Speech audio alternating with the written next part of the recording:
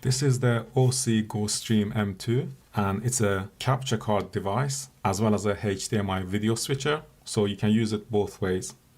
So I'm just gonna unbox it quickly.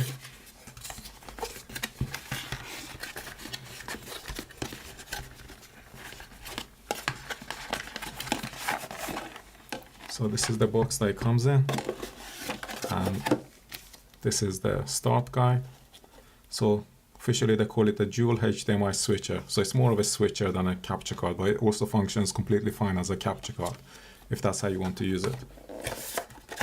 There's also this leaflet here, which is about how to get support from Osee in case you need support. And this is the bag that it comes in. So it's a hard case, and there's a HDMI to HDMI cable in there.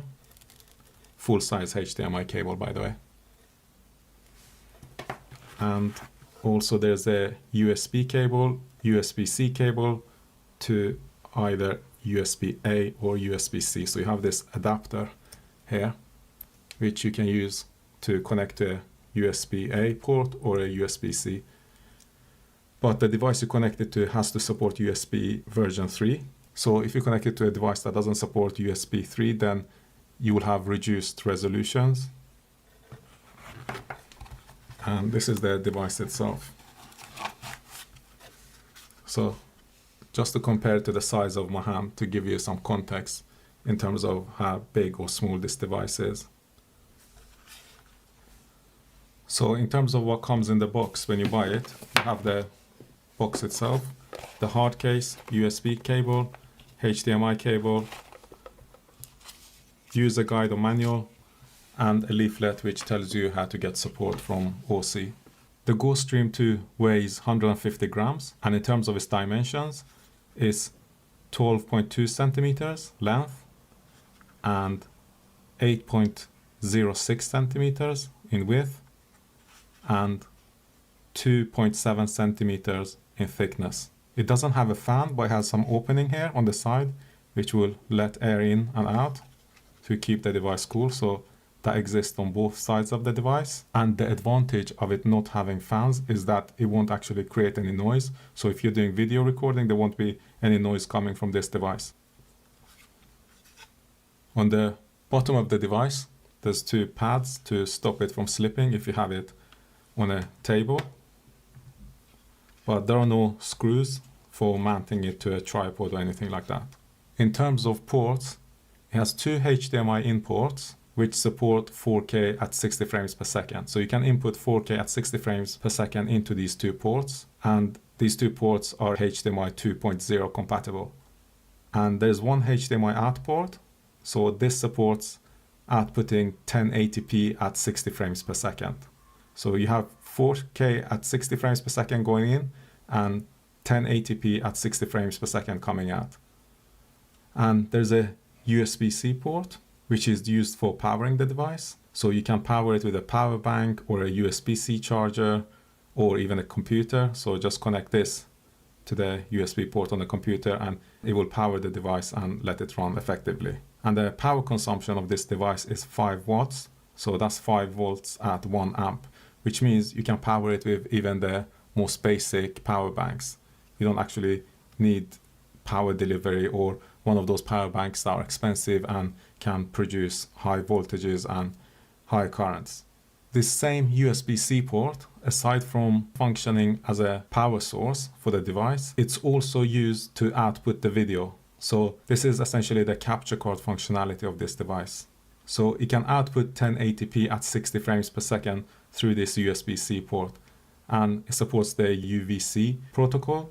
And when you connect this to your computer, you want to connect it to a computer that supports USB version 3 to make sure that you can get the full resolution of this device functioning correctly. On the other side of the device, there's a 3.5mm microphone input port, which also provides power for a microphone. And there's also a 3.5mm line input audio port. And the one thing about this line in is that it switches the left and right audio tracks. So if you haven't combined the audio on both channels, I want to keep it separate. Just keep that in mind that your left and right channels will switch when you use this port. And it also has a 3.5mm headphone output port. In terms of buttons, it has 4 buttons for the picture-in-picture mode, and each of them has a different positioning of the picture-in-picture, as you can see. And there's 2 buttons for picture-by-picture mode, which is essentially the side-by-side split screen view that you can get. So one for horizontal split and one for vertical split. And on the right-hand side of the device, there's 2 buttons which are for zooming in and zooming out. So these 2 buttons are quite useful. So when you have any of these picture-in-picture or picture-by-picture modes, you can zoom in and out and it will adjust the view. And there's 2 buttons for the HDMI input source, so whichever one you want to output, you can choose that. And there's also 1 button for switching the video. So this button can be used whether you want to switch the video when you have picture-in-picture or picture-by-picture mode. So you switch which video is the master one and which one is the small one. Or you can also use it to switch between these 2. So you could press this button and this button to switch between the HDMI output, or you could also press this button which switches it automatically. And since you only have 2 inputs, there's not much to think about. So if the video you're viewing is not the one you want, you just press the middle one and it will go to the right one. So I'm going to connect this up on 2 HDMI inputs. So I'll put one to a camera and I will put the second one maybe to the camera that I'm filming right now with, and then we'll see the output of what actually comes out. And I'm not going to connect the USB-C port to a computer. Instead, I'm going to connect it to a USB charger or a power bank. So my aim is to use this as a portable solution. So that's why I think it's important to show that everything will work in a portable setup and not just with a computer. And I think there's already a lot of videos about how to use this with OBS and video capture software on the computer. Okay, so let me talk through what I have set up here. So I have the HDMI output from my GH6 coming into the GoStream M2, and I also have the HDMI from this camera that you're looking at coming into the second port on the GoStream M2, and then I have a HDMI going out to this screen, which is essentially showing either the camera footage from this camera or the camera that you're looking at. So I can actually change the 2. So if I set it to 1, this will go to the GH6 camera, which has something in front of it, which is the EasyCap box. And if I go back to 2, this is what you're looking at. And here you can see the details of the camera, which is recording this. So the interesting thing is that this camera that you're looking at is actually recording at 25 frames per second. So you might be able to see that there. And we have a 1/50th of a second shutter speed there. And the other camera is actually recording.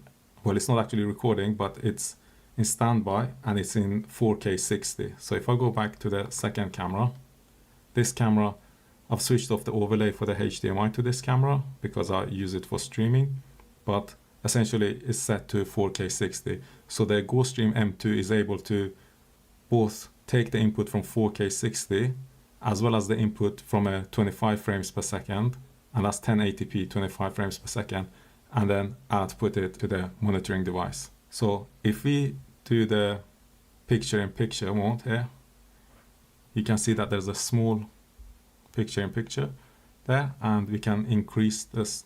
Okay, that makes it smaller. This makes it bigger. Can increase the size until it's reasonable. So this is to zoom in, and this is to zoom out. You can choose the size, and we can obviously also switch it on which corner it sits. So I can switch between those, and the buttons will show the light on which one is actually configured at this point in time. And the LEDs have flickering lights. So if you're recording video at a high frame rate with a fast shutter speed, then keep that in mind if this is going to be captured in the video footage. So here you can see top right, bottom left, top left. And we can make them smaller or bigger. And we can obviously switch back to the full screen by pressing this. Now the other thing, I want to go back into picture-in-picture mode. So as you can see this here, if I do a switch with the middle button here, it switches which one is the main footage and which one is the side footage here. That's also quite useful. So if you get this wrong, you just have to press this button to get the right footage in the corner. Now the other one is the split screen. So here you can see that the split screen has these black bars on the side, so it's not taking up the full width of the screen, but instead what it's doing is to make sure that it got the full footage into the screen, so it has to squeeze it in.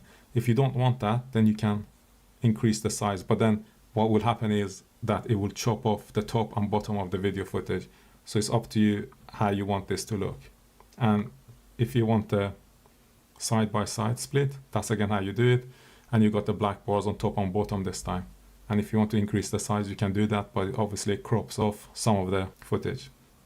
I think that's in terms of the functionality. So it's really simple, and that's one of the advantages of this device, that you just have a few buttons. All the functionality is really easy to use. You don't really need to think about any of the functionality. You can just use the buttons and it's quite obvious what happens. So I've used the HDMI out now. What I want to try now is connect the USB-C to a phone and see whether a phone will be able to pick up the video signal and show it, as opposed to using the HDMI out. Okay, so I've pulled out the HDMI output cable from here. So I've removed that. And what I have here is the USB-C port. Instead of that going to a USB-C charger or power bank, now it's connected directly to this phone. So this is a Sony Xperia 1 Mark V, but I don't think the phone should make a difference what phone it is. The point is that you can see that the phone is able to power the GoStream M2, and at the same time it's also receiving the footage. So it's both powering the device and it's also receiving the footage output from the GoStream M2. And if I change the camera angle, now you can see that I went to the other camera angle, and I can also do the picture-in-picture so that you can see both of those. So in terms of having a portable solution which you can take with you and stream from a camera or from two cameras and switch between them and feed that video into a smartphone so that you can stream it or upload it to YouTube or Twitch or wherever you stream to, it is possible. And if you were concerned about charging the phone, then you can also get a small USB-C hub, and I guess you can connect one cable to the hub, one to the phone, and one to a USB-C power bank or a charger. Now, another thing I wanted to test was to see whether the microphone on the GoStream M2 actually powers the microphone. I know it does, but I just want to test it for the sake of having a complete demonstration here. Okay, so I've plugged in a microphone into the microphone port, and this microphone requires power for it to run. And I have these earphones, which I'm going to plug into the headphone port to monitor the audio. So now I can hear myself, and also here you should be able to see the audio levels. If I tap on this microphone, the audio levels will go up. If I point this microphone at myself and speak, you can see that the audio levels go quite high. Whereas if I point it away, the audio levels will be lower.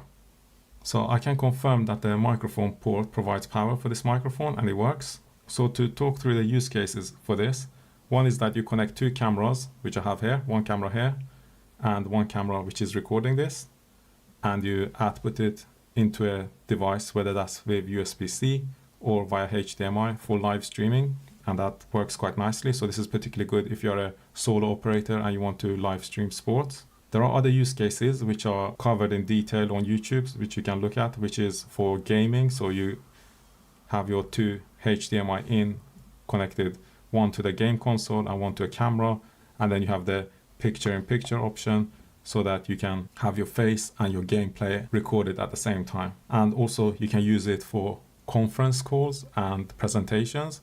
So if you want to have your presentation up and you want your face in the corner as well, then you can do that. And that's also an effective way to do it. Another use case for this device is for demo videos. So for example, if I'm showing a camera, I can connect one input from the overhead camera to this device, and I can also connect the HDMI port of the camera into this device, and I will have a single output. So what I can do is show the overhead shot and the screen recording from me browsing the menu items of a camera within one output, and I can control that or have it side by side or picture in picture. So that's another use case for this device. But my use case is to have multiple cameras by a single operator in a sport venue. So you have multiple cameras, 2 cameras in this case, connected to a device which can do streaming. I mean, it doesn't need to be a device with a screen, because there's lots of streaming devices that you can get, and you plug in a 4G or 5G SIM card or Wi-Fi and it streams automatically. So you can use those devices as well. It doesn't need to be a phone. But here, because I wanted a screen, I wanted to do it on a phone so that you can actually see how everything fits together. And I think being able to live stream with 2 cameras and the ability to switch between these and use both HDMI out and USB-C for the live streaming is very useful. And you also have the option to obviously connect a microphone to it or a line in. And the advantage of that is, for example, you have 2 different cameras recording a sporting event, but then you want the audio to come from the commentators, then you can use the microphone or the line in to connect that audio sound to this device and then output it for your live stream. And I think the best option or the best way to do that would be to actually use wireless microphones.